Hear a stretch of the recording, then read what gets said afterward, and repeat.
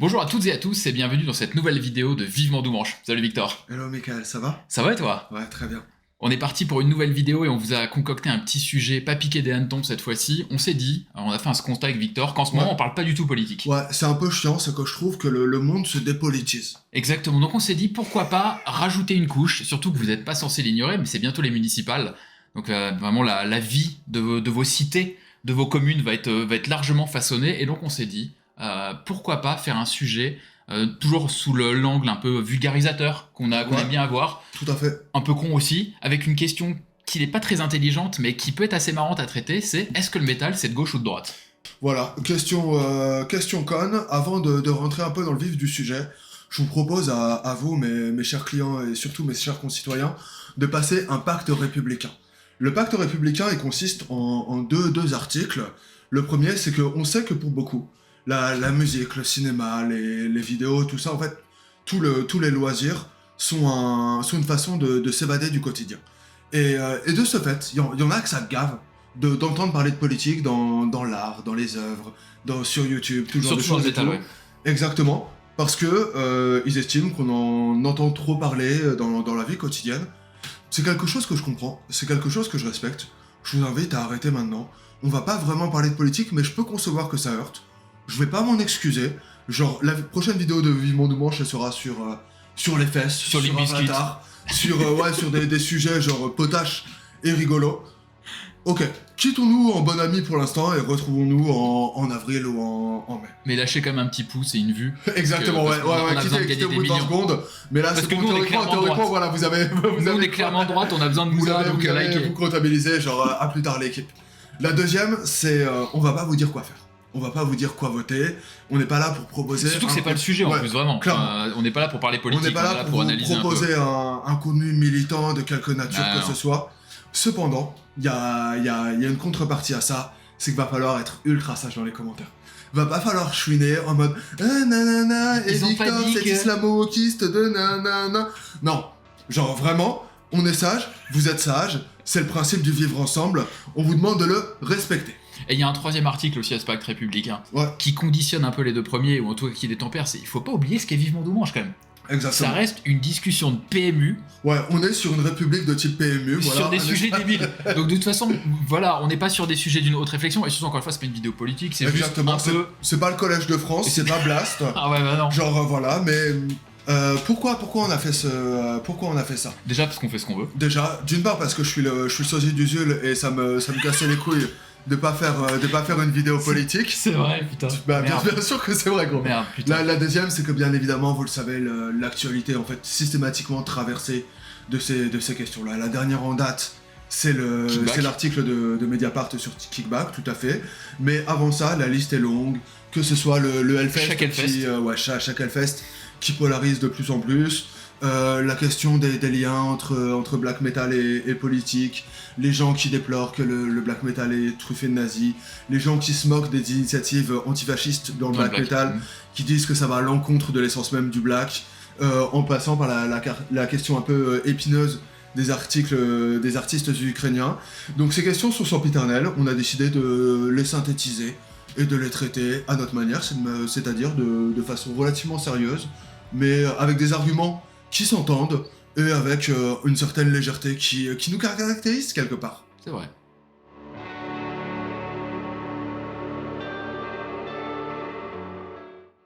Alors si vous savez lire, et j'en doute un peu parce que si vous nous regardez c'est qu'a priori vous avez un QI de 32, Ouais, c'est pas c'est à peu près comme nous, hein, on a tous un X fragile, mais vous avez vu qu'on avait fait un merveilleux titre avec plein de mots, avec des longues syllabes, on parle de conscience de classe et Ouais. d'antidogmatisme avéré. Ouais, On a tout donné dans le titre, il y a plus grande énergie pour la suite. Maintenant on se baffe dessus. On va pas se le dire, mais... Alors évidemment, le premier constat, il est assez clair, c'est presque impensif de le dire, mais l'histoire du métal, c'est quand même une origine prolétaire. Ouais. Et on le voit, dès les premiers groupes d'origine, un peu les pères fondateurs, pour rejoindre ce qu'on disait dans la dernière vidéo, on retrouve direct cette origine assez pauvre, et en tout cas un espèce de working class qui se met à faire de la musique et qui a ce message-là à passer. Ouais. Ouais, tout Et à tout ce fait. qui est lié. Il s'agit pas de prendre 1000 exemples, mais par exemple le fait que l'exposition qui rend hommage à Ozzy à Birmingham s'appelle Working Class Heroes, c'est d'une part, comme vous le savez, un hommage aux Beatles, qui est la source d'inspiration principale de Ozzy, mais c'est aussi une façon de rendre hommage à la personne qu'était Ozzy à Birmingham, c'est-à-dire un fils d'ouvrier qui a su prendre un sacré ascenseur social. Mais au-delà même de la personnalité de Ozzy, c'est aussi ce que représente Black Sabbath et tout le métal de manière générale. Le stéréotype a d'ailleurs été discuté par Dickinson, qui lui pense que le heavy metal n'est pas quelque chose de classe de base, mais n'empêche que le constat est là, c'est que la plupart des grandes figures originelles du metal, Halford, Lemmy, Ozzy, Harris, sont des enfants issus de la classe ouvrière. Et on retrouve, dès le début, dans le métal, des discours et des thématiques qui sont celles portées par le prolétariat de cette époque. Le premier point, et un de ceux qui a été le plus remarqué et commenté lors de la mort d'Ozzy, c'est l'antimilitarisme qu'on retrouve dans le métal. L'antimilitarisme est une notion qui a été énormément portée par la gauche du début 20e et notamment par Jaurès. Et War Pigs est une chanson qui peut par exemple illustrer la citation de Valérie qui dit que la guerre est un massacre de gens qui ne se connaissent pas au profit de gens qui se connaissent très bien mais qui ne se massacrent pas. On retrouve dans la littérature beaucoup de citations anti-guerre. Ouais. Anatole France qui dit qu'on pensait mourir pour un pays et qu'au final on meurt pour des industriels. Et ces thématiques, cette façon d'aborder la guerre comme un massacre d'innocents est quelque chose qui a énormément traversé le métal. Puis c'est assez constant aussi dans le temps, parce qu'on retrouvait ça dans le métal, vraiment les tout débuts, on a retrouvé ça dans les années 2000 avec évidemment les Bush et consorts où on trouvait beaucoup. Ça. Moi j'ai souvenir, il y avait deux trucs qui m'avaient marqué dans des groupes un peu plus modernes entre guillemets, mais t'avais Lamb of God qui a fait Now You've Got Something to Die For qui parle exactement de ça. T'avais aussi dans l'album de Blackening de Machine Head où la moitié des chansons c'est parler exclusivement de la guerre et du pétrole et des Américains qui vont faire la guerre partout, etc.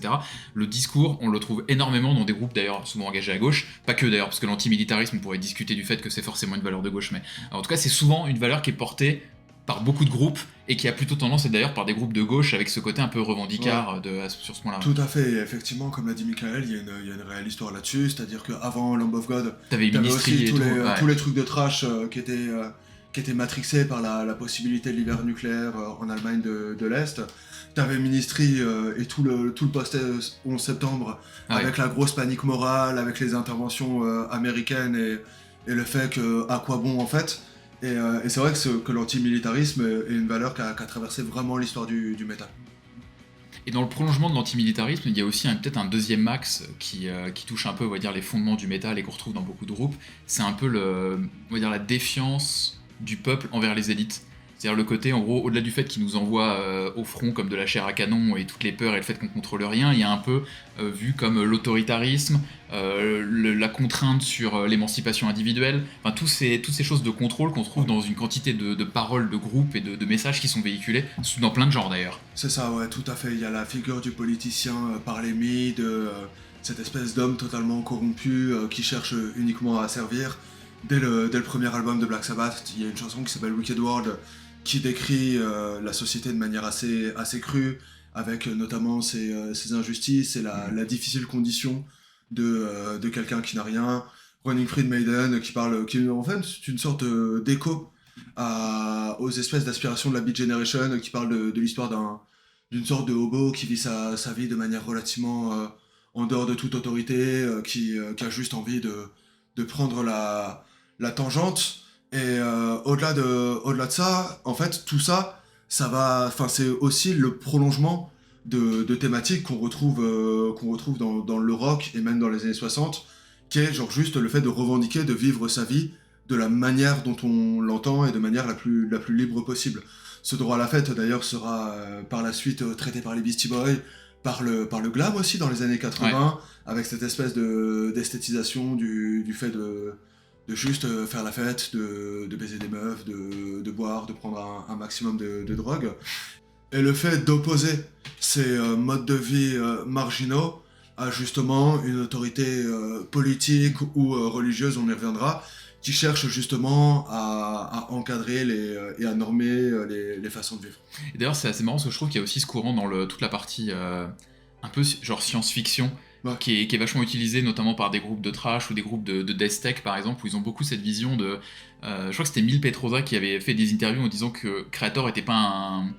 Comment dire, était pas un groupe politique parce qu'ils avaient pas des paroles politiques, mais qu'ils utilisaient un peu la dystopie ou des trucs comme ça pour combattre la corruption, les élites, etc. Donc on retrouvait les mêmes thèmes, c'est simplement que c'était fait dans des mondes un peu différents, mais les messages qui sont véhiculés derrière sont les mêmes en réalité. C'est toujours la corruption des élites, tu vois, le fait, les classes, etc. Et je trouve qu'on retrouve beaucoup ça dans tous les groupes qui utilisent des thèmes de science-fiction. C'est rarement anodin, c'est pas juste. Enfin, il y a Cannibal Corpse, mais il y a les autres, tu vois. Il y a quand même ceux qui ont des messages véhiculés derrière. Il y a clairement des liens féconds entre le métal et la science-fiction, comme chacun sait. Et la science-fiction est un genre qui, justement, via l'Uchronie, via les imaginaires, le futur, permet de dépeindre des dystopies, des mondes où justement l'élite est vue comme une espèce de petit dogme qui se sert des technologies pour asservir, pour augmenter son pouvoir, Pour détruire l'environnement, exactement. il y a des... Et le métal a toujours traité de la même manière que la science-fiction ses angoisses en fait. Ouais. Et peut-être le troisième point, c'est aussi la place centrale de la religion dans le métal. Et je parle pas forcément de la religion façon Behemoth et consorts, je parle pas le contenu des textes bibliques, les discussions que tu peux avoir sur la religion, etc., mais plus l'anticléricalisme vu comme le dogme et surtout vu comme les institutions et ce qu'elles impliquent, c'est-à-dire en fait un facteur politique à partir de là. Et ça déjà c'est aussi un sujet qu'on retrouve beaucoup dans beaucoup de groupes de métal, c'est-à-dire critiquer la religion sous l'angle dogme, institution, contrôle du peuple. Ouais, exactement. Il y a toujours eu de toute façon une espèce de conflit à couteau tiré entre le métal et la religion. Le climax de ce conflit est dans les années 80, avec un phénomène qu'on a appelé la satanic panic, qui est en fait une espèce de panique morale où les médias, mais ça allait assez loin parce que ça a aussi impliqué Nancy Kennedy, c'était pas uniquement centré sur le métal, mais vous savez, c'est le fameux moment où on a accusé le métal d'une part de pervertir la jeunesse, de pousser au suicide, de pousser des adolescents fragiles à faire des messes noires et tout ce genre de choses. C'est un moment où Ozzy Osbourne a eu un procès parce qu'il y a eu un fan qui s'est suicidé en écoutant son truc. Dee Snider aussi également, enfin la plupart des grandes figures de l'époque se sont retrouvés accusés aux US. Et il est inutile de développer ça outre mesure parce qu'il y a beaucoup de littérature et beaucoup de choses là-dessus. Si vous êtes intéressé par la Satanic Panic, il y a un livre en anglais qui s'appelle Satanic Panic Pop Cultural Paranoia in the 80s qui traite ça de manière hyper intéressante. Mais je pense qu'un des titres les plus emblématiques, c'est Miracle Man justement d'Ozzy Osbourne, qui est un titre qui sort en pleine dans cette époque. Et en fait, Ozzy a à ce moment-là de sa vie tous les téléévangélistes au cul, et le plus célèbre d'entre eux s'appelle Jimmy Swaggart. Il se fait choper en fait avec une prostituée dans un motel, et Ozzy se fout totalement de sa gueule et en profite pour justement avoir ce fameux discours où il met en opposition un mec qui a des principes mais qui n'a pas la vie privée qui va avec ça, tandis que lui qui est quelqu'un qui donne l'impression de ne pas en avoir mais qui est un gentil garçon au final. Ouais, en fait c'est aussi en lien avec le fait que c'est quand même une musique de laisser pour compte le métal en gros. Enfin, il y a quand même une partie, c'est un peu les gens qui sont en marge, donc qui sont en marge pas forcément de la société, mais à minima des institutions qui considèrent comme étant pervertis ou correspondant pas à leurs valeurs morales ou prenant des choses dans lesquelles ils sont pas d'accord. Ça reste quand même un courant qui initialement se situait quand même en marge de tout ça, donc forcément l'anticléricalisme, c'est un des axes que tu peux trouver quand tu as une vision contestataire. Est-ce que tu penses que les rédacteurs de la loi de 1905 et Aristide Briand, ils auraient créé un groupe de métal qui disait fuck the pop et on veut la séparation de l'État et de l'Église? Est-ce que tu penses? Tu vois, genre, peut-être. Ça aurait été du punk hardcore, tu penses ou pas? Ouais, peut-être gros Aristide Briand en plein milieu du pit, tu vois, genre. En train de faire du tout-step. C'est ça, ouais. avec mon strap Jules Ferry. Non, mais ouais, en vrai, à l'origine, les premiers groupes et leurs successeurs traitent de sujets qui sont extrêmement investis par la gauche, et notamment la gauche de cette époque, l'antimilitarisme, la dérive morale des élites dirigeantes, et le problème de l'anticléricalisme en tant que structure de contrôle des citoyens. Cependant, il ne faut pas être naïf, il y a quand même des éléments qui sont assez structurants, qui montre qu'on peut quand même relativiser ce constat et se rendre compte que le métal ne traite pas uniquement de sujets investis par la gauche.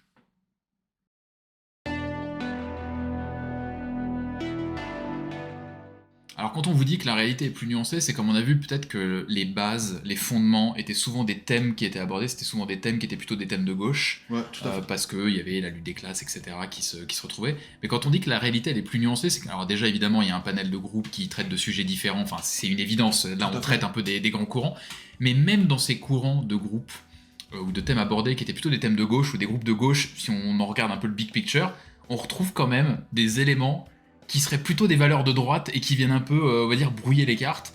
Et le premier, c'est peut-être une sorte de rigidité des mœurs, ou en tout cas de certaines valeurs qui sont mises en avant, qui sont plutôt des valeurs de droite en réalité. Ouais, voilà. On peut penser, le cas le plus célèbre, c'est Agnostic Front et le titre qui s'appelle Public Assistance, qui est un titre qui a été Allez lire écrit les paroles. ouais. Allez lire les Ça a paroles. été écrit par Peter Steele. Et en fait, c'est un titre qui parle des gens qui touchent des aides sociales. Et c'est un discours, vraiment, c'est Rotaillot, il pourrait dire ce genre de truc. C'est en mode, tu fais des enfants pour t'acheter de la drogue et tout. En fait, ce serait marrant si c'était second degré. Mais c'est hyper marrant. Et c'est quelque chose qu'on a des fois un peu du mal à comprendre en tant que contemporain. De voir des gars qui vont faire des piquets de grève avec des dockers et ce genre de trucs. Et qui, derrière, vont se dire, ouais, en fait, tu touches la CAF, t'es une merde. La valeur travail, gros. C'est ça, ouais. En fait, t'as vraiment ce truc du fils de prolétaire, de la France qui bosse, le travail c'est ultra important, nanana, quitte à avoir des visions un peu caricaturales parfois de personnes au chômage. Après, faut pas oublier non plus qu'il y a quand même pas mal de groupes qui sont américains, et donc pour qui la gauche, la droite, c'est pas nécessairement le même spectre que... Ah bah la gauche américaine, c'est un centre Ouais, droit français. ouais, c'est ça, c'est un Olivier, genre un Bernie Sanders, c'est un Olivier Faure, pas beaucoup plus, quoi. Mais ouais, on peut retrouver dans certains groupes de gauche aussi cette espèce d'ambiance un peu Scorsese, avec éducation stricte, respect de la valeur travail, une espèce de gauche un peu Roussel, c'est-à-dire de gauche sur le travail et la façon de Les voir questions sociales, mais ouais. les rapports patronat-travailleur, mais une rigidité, une forme de conservatisme sur les façons de vivre aussi. C'est assez marrant aussi de voir par exemple Typo Negative, qui avait aussi des takes assez provocatrices, justement sur Kill All White People, ce genre de trucs, qui justement d'une part répondaient aux fausses accusations comme quoi c'était un groupe néo-nazi, mais si vous lisez par exemple la biographie de Peter Steele, c'est un gars qui est quand même relativement rétrograde, fils d'immigrés polonais, voilà, c'est pas un... Enfin, il est assez loin, et il y a d'ailleurs une contradiction qui est assez drôle. C'est un mec qui est ultra plébiscité sur Instagram. Il y a une espèce de culte de typo négative par des gens plutôt de gauche et ce genre de choses. Alors que putain mec, Peter Steele vivant encore maintenant, genre le mec insupportable que ce serait, tu vois. Ouais, vraiment. Il aurait une page Wikipédia qui serait très longue. Ouais, c'est ça, controverse. C'est sûr. Mais, et puis il y a aussi peut-être à côté de ces trucs-là, je trouve qu'il y a il y a quand même une grosse partie du métal mais du fait que c'est aussi une musique de laisser pour compte et une musique de gens qui sont en marge, qui met vachement le doigt sur l'émancipation individuelle, Ouais. vraiment sur le développement de la personne, les combats que tu mènes, les choses comme ça. Et en fait, c'est presque l'individu devient le centre du discours et le centre de ce qu'il doit être et ce qu'il est. Et en fait, la participation collective devient anecdotique dans les paroles et dans le monde. C'est presque vu comme des adversaires. Et du coup, le côté émancipation individuelle, individu avant tout, bah en fait, c'est plutôt une vision de droite si t'en tires les gros traits. Tout à fait. Même quand on parle de sujets, par exemple, il y a beaucoup de titres sur la toxicomanie, l'addiction ou quoi que ce soit. Genre, moi j'aime bien Dying Inside de Saint Vitus, par exemple, sur l'alcoolisme. Quand on parle de ce genre de problématiques, c'est des problématiques qui sont propres à l'individu. Alors que on pourrait totalement avoir des visions beaucoup plus Global. beaucoup plus structurelles, Ouais. beaucoup plus globales. Voilà, Ouais. la toxicomanie est un problème de société. Alors que c'est plutôt des trucs genre moi, ma lutte vis-à-vis de mes addictions, ce genre de choses. Et il y a quelque chose effectivement d'assez libéral de mettre le sujet au centre du discours plus qu'autre chose. Plus que le collectif. Et à tout ça, il y a peut-être un troisième truc qui vient nuancer, c'est un peu quand même la vision presque réactionnaire, ou en tout cas très passéiste de beaucoup de groupes, et pas d'ailleurs que les acteurs, hein, mais aussi des groupes qui ont, dans les thèmes abordés, dans les façons d'aborder les sujets, ouais, une vision qui est un peu non seulement rétrograde, mais ouais, passéiste tout simplement. Voilà. Et ça, c'est un courant qu'on retrouve énormément dans le métal. Là-dessus, il y a Plus que dans d'autres plusieurs, genres. là-dessus, il y a plusieurs nuances, il y a plusieurs façons d'idéaliser le passé. Il y a plusieurs époques à idéaliser aussi, tu vois, genre l'Allemagne de 34 ou.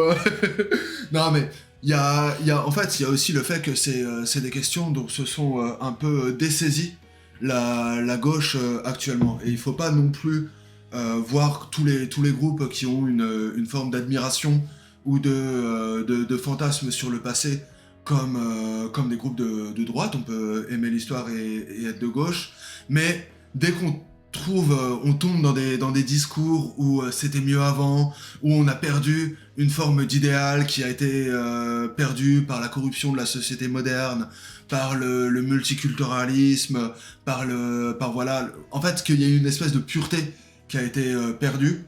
On retrouve très très vite des discours qui sont plus ou moins à droite. Parce qu'il y a des groupes qui évoquent des sujets, enfin tu vois, je pense pas que Canon and Fiber ait un discours de droite alors ils parlent d'une thème, ils ont un truc très guerrier. Si tu compares avec Grenadier, tu vois, genre le discours, Ouais. tu vois, non mais tout à fait. Il s'agit vraiment de nuancer qu'on peut totalement faire des textes sur l'histoire, sur le passé et ne pas avoir une vision de droite. Mais c'est vrai que dès que tu commences à faire un truc un peu nostalgique, à parler du fait que c'était mieux avant, et le avant, tu le définis pas très bien, et que par contre tu définis très très bien les causes de pourquoi maintenant c'est pas très bien, et en général ça sent pas très très bon, quoi.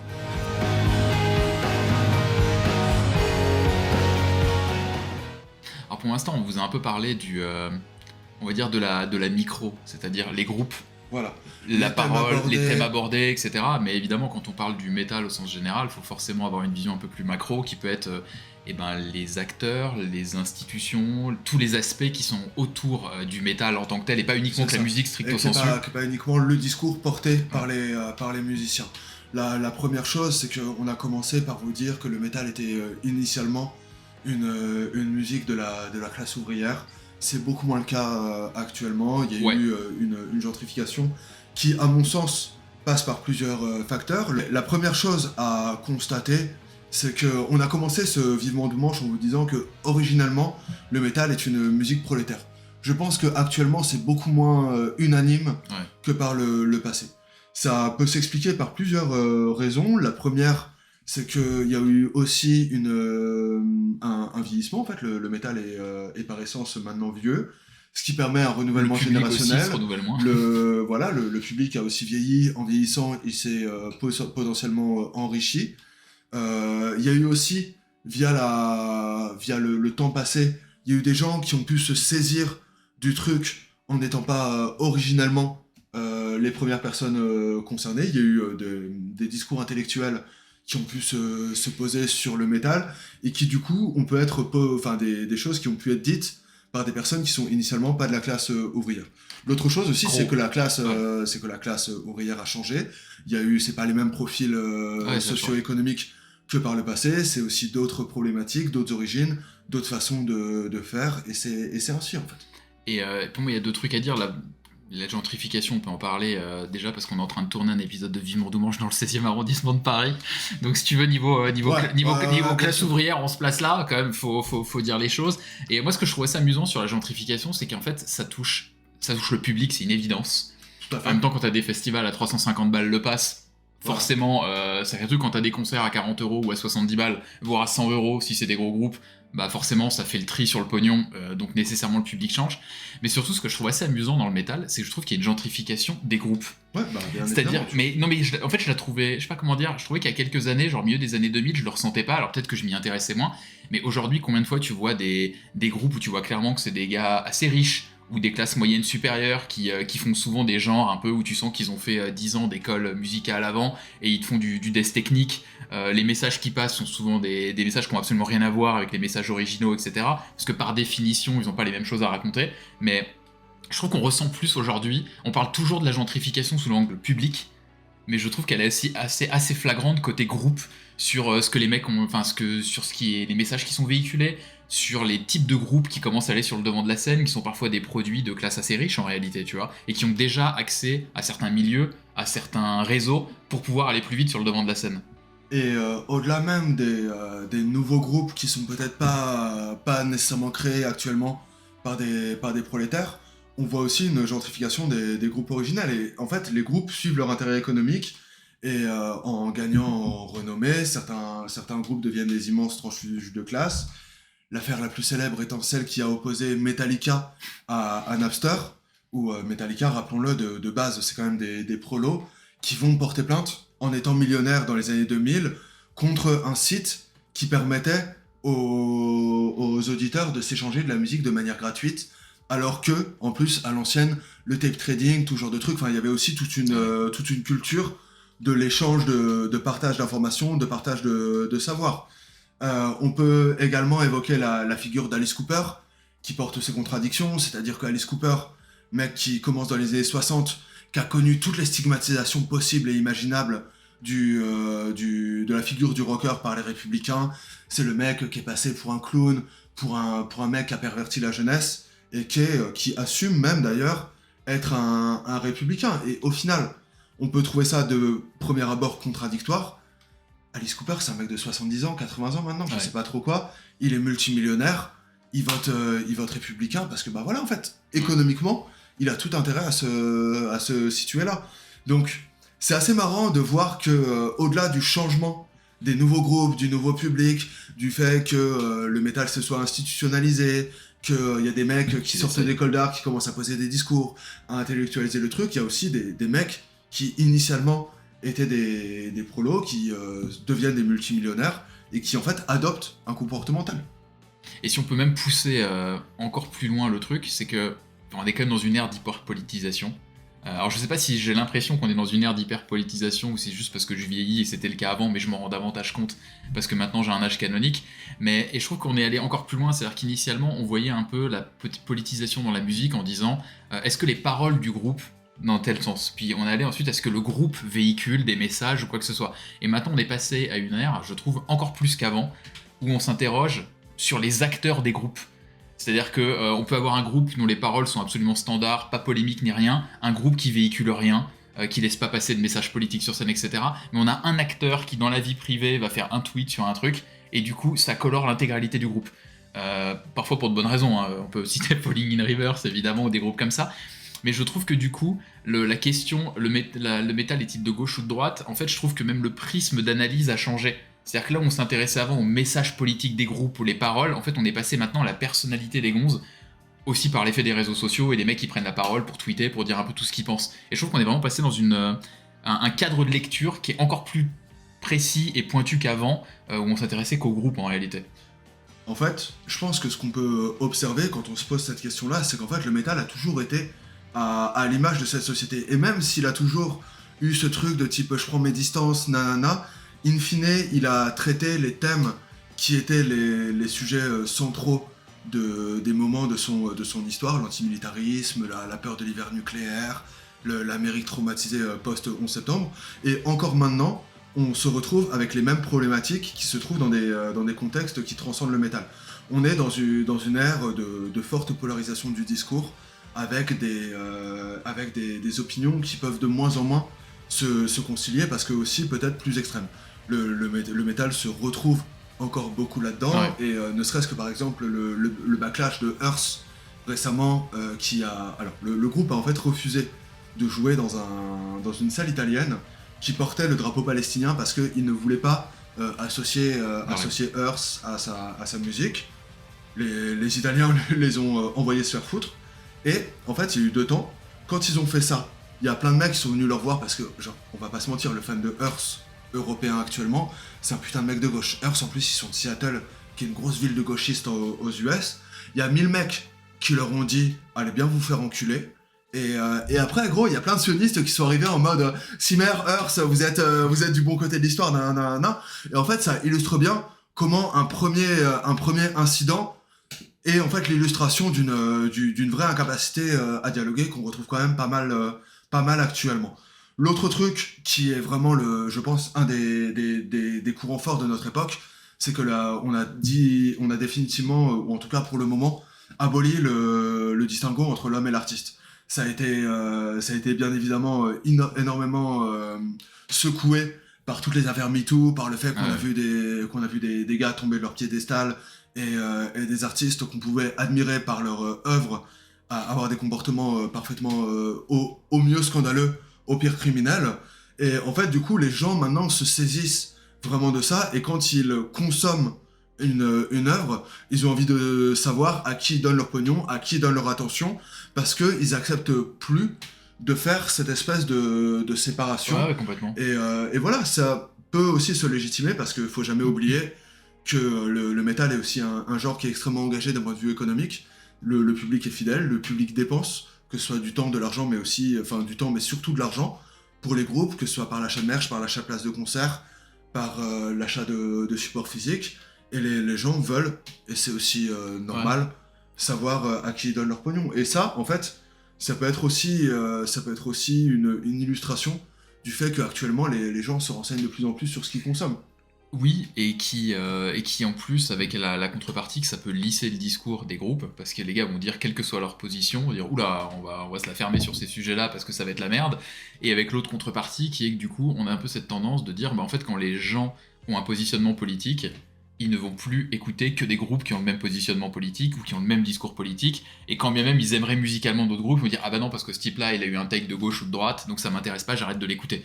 Ce qui, pour beaucoup de personnes qui sont moins sur le facteur politique, on a du mal à comprendre, ou peuvent avoir du mal à comprendre cette logique. Mais en tout cas, il y a cette polarisation qu'on retrouve à fond dans le métal actuellement, ça Voilà, c'est certain. clairement. Ce qu'on peut vous dire, et on n'est pas encore là pour vous dire quoi faire. Ah, tu commences à avoir la voix de Fanny Ardant, ça me plaît ça. Non, mais clairement, en fait, faut avoir conscience que, bien évidemment, quand vous filez du pognon à des artistes, vous le filez à des personnes qui peuvent avoir plus ou moins des discours politiques, et si vous avez des non-go moraux, c'est quand même pas mal de se renseigner. Après, je vous incite aussi à ne pas être trop dur envers vous-même, à ne pas être trop performatif. On a tous nos contradictions. On n'est pas, Bien en sûr, fait, non, on n'est pas des personnes Ah, extrêmement construites avec quelque chose qui va dans un truc, dans une direction. En fait, le mieux, c'est de bien vous connaître, de savoir ce qui est important pour vous, de savoir ce qui est absolument innommable et qui est des vrais non-go, de vous renseigner, d'avoir quelque chose qui est cohérent avec vous-même, mais aussi de vous autoriser quelques contradictions. En fait, on en a tous. Ouais, C'est on en a vraiment, tous, ouais. c'est vraiment pas grave. C'est-à-dire que vous pouvez être de gauche, être de droite, aimer un groupe de gauche. Je connais des mecs full de droite qui écoutent du trash à fond. Ok, de base, on voit le truc, t'es en mode bah. Ok, Et on connaît des mecs de gauche qui aiment bien des albums de C'est Hate ça. Forest et qui veulent pas le dire. c'est ça, exactement, tu vois. Quand tu vois toutes les meufs Free Palestine qui sont fans de Peter Steele et que tu vois un peu la personne qui était Peter Steele, ok, ça fait pas de toi une mauvaise personne, c'est ok. Renseigne-toi, vois ce qui est important, vois tes non-go et fais au mieux. Et t'as C'est ce qu'on le essaie droit de tous t'as le droit faire, de t'en foutre. Et t'as le droit de t'en foutre. et t'as le droit de t'en branler, c'est aussi factuellement, c'est une position qui est pas la mienne, mais voilà, encore une fois, on n'est pas votre père, faites ce que vous avez envie, mais interrogez-vous, soyez pas trop dur avec vous-même, essayez quand même d'avoir une forme de cohérence envers vos idéaux et ce qui vous semble important.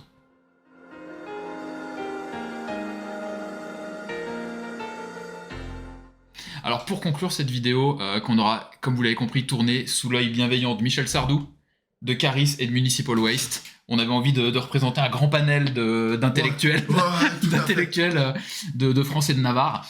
On a dit qu'on allait peut-être terminer par 2 petits jeux. Ouais, Et le premier qui est le plus drôle, c'est on va se donner des noms de personnalités politiques et on doit dire à quel groupe ils correspondent. voilà, on va essayer de faire un panel assez rapide et de justifier nos choix. Vivement Doumanche étant Vivement Doumanche, on a été gentil, On on a quand même essayé d'être relativement intelligent, faut un peu baisser le niveau. Du coup, Jack Lang. Il y a quand même une partie de moi qui a envie de dire Lost Prophets. Ça me semble pas mal. Hein. Ouais, je me doute. Moi, j'ai un peu réfléchi à Jack Lang. Pour moi, c'est Kiss. Genre, déjà, les traits tirés et surtout une personnalité qui occulte son héritage. Tu vois. Ah, je vois ce que tu veux dire. Ok. Moi, si je te dis Valérie Pécresse. Valérie Pécresse, c'est un peu c'est un peu Motley Crue, tu vois, genre c'est des beaux cheveux, c'est un amour du pognon. Ça aime bien les beaux vêtements, tu vois. Ouais. Rien de tel qu'une femme pour faire le ménage. En plus, c'est une grande féministe, tu vois. Genre, je pense que en termes de vision de la femme, entre Motley Crue, entre Vince Neil et Valérie Pécresse, je suis pas certain qu'il y en ait un pour rattraper l'autre, quoi. Ça me paraît pas mal. Hidalgo. Ma petite Anne Hidalgo, ta mère. Waouh, Hidalgo, c'est compliqué parce que c'est genre de gauche, mais ça prend pas non plus trop des positions complexes. C'est un peu neutre, tu vois. Genre, c'est un peu lisse, Ouais. mais ça aime bien les beaux outfits. Ouais. Donc du coup, je dirais un petit Arc Enemy. Arc Enemy, tu vois, genre... C'est dur pour eux, gros, parce qu'en fait, il y a le côté fade dans Hidalgo qu'on peut retrouver dans Arc Enemy, bien évidemment. Mais Arc Enemy récent, les mecs se revendiquent vegan et anarchistes et tout. Ils sont chez Live Nation, tu sais, genre, arrêtez les mecs. Arrêtez, ça me semble pas mal. Ou plus dur, Jean-Luc Mélenchon. Putain. Le grand J.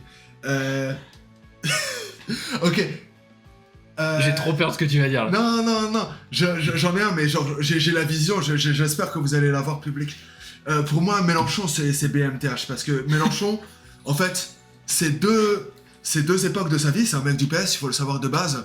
C'est une deuxième partie de carrière qui a beaucoup plus plu que la première.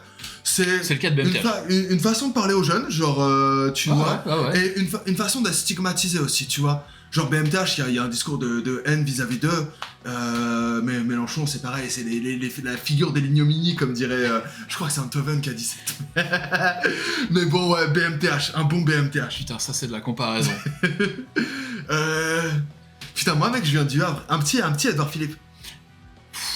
Ça c'est dur. Ça c'est dur parce que, tu sais, je crois que je vais dire Metallica. Tu sais pourquoi ? Ouais. Les cheveux qui se perdent. Ouais. La vieuture. Valeur travail, tu vois. Ouais. Genre, c'est quand même un truc un peu lisse, mais ça prend quand même des takes un peu genre valeur travail, ça commence à être un peu de droite, ça commence à être un peu tradit, mais ça aime l'argent. Moi, je trouve que c'est pas mal. Ouais. Metallica Le Havre, la comparaison est un peu dure, mais... Il a la réputation d'avoir une personnalité sympathique, Edouard Philippe. Je suis pas certain que vous puissiez en dire autant de Metallica, mais effectivement, oui, le côté un peu... ça, c'est ton côté havrais qui... Non, mais apparemment, ouais, c'est... Enfin, après, on pense ce qu'on veut de sa politique, mais apparemment, c'est un mec sympa, tu vois. Au-delà de ce qu'on pense du gars. Moi, je peux faire très dur pour toi, je vais te dire Sarah Knafo. Putain, Sarah Knafo. Bon courage. Inintéressant, connu pour ses... Putain, connu pour ses phrases et ses petites phrases. Totalement con. Comment il s'appelle le débile, là, putain Falling in Reverse, là, ouais. Ronnie Radke. Ouais, c'est ça, genre. Ronnie Knafo, quoi. Ouais, vraiment, c'est ça. Quelqu'un, tu sais pas trop pourquoi il a l'outrecuidance de s'exprimer, ce bâtard. Ouais, et c'est nous qui disons ça. Ok. Ouais, c'est vrai. Ça me paraît pas. Ouais, petit Donald Trump, tu vois, genre, vu que t'es sur des... Oh, oui, évident. Évident, Donald Trump. Ouais, moi je trouve que c'est facile aussi. Five Finger Death Punch. Je pensais à ça, tu vois. Genre mon Amérique, mon drapeau, le Monster Truck, l'aigle qui surveille tout, et le fait de balancer des paroles en faisant croire qu'on est intelligent et qu'on est profond alors qu'on l'est pas. C'est clairement Five Finger Death Punch. Zéro débat là-dessus. Il y a ce côté-là, le côté bien Amérique démonstratif de baiser. Et un petit dernier pour toi, tu l'as cité tout à l'heure. Ouais. Je vais te le mettre, un petit Fabien Roussel, mon vieux. Bon courage avec ça. C'était un Fabien Roussel, franchement, vas-y, je sais pas trop quoi. Vas-y, franchement, un classique. Un Massisteria, je comprends pas ce qu'ils disent, je sais pas ce qu'ils branlent. Genre, j'en ai rien à foutre. Vraiment. Non, ouais, vraiment, Massisteria. Ma gauche saucisse, ma gauche faite de l'humain. Ma gauche merguez. Ouais, ma gauche merguez. Ma gauche que je comprends pas non plus, tu vois. Ouais, un petit Massisteria, quoi. Ça me paraît pas mal, ça. Et on peut terminer sur un petit truc un peu quickfire aussi. Deuxième jeu à faire chez vous, si vous vous ennuyez, sur les trajets et tout. Jeu marrant, ouais, jeu trop drôle. C'est un groupe, il est de gauche ou il est de droite selon toi ? Vas-y. Tu vois le truc ? Ouais, vas-y. Ok, le premier, Tool. Tool de gauche ou de droite ? Tool, c'est dur. Tool, c'est méga...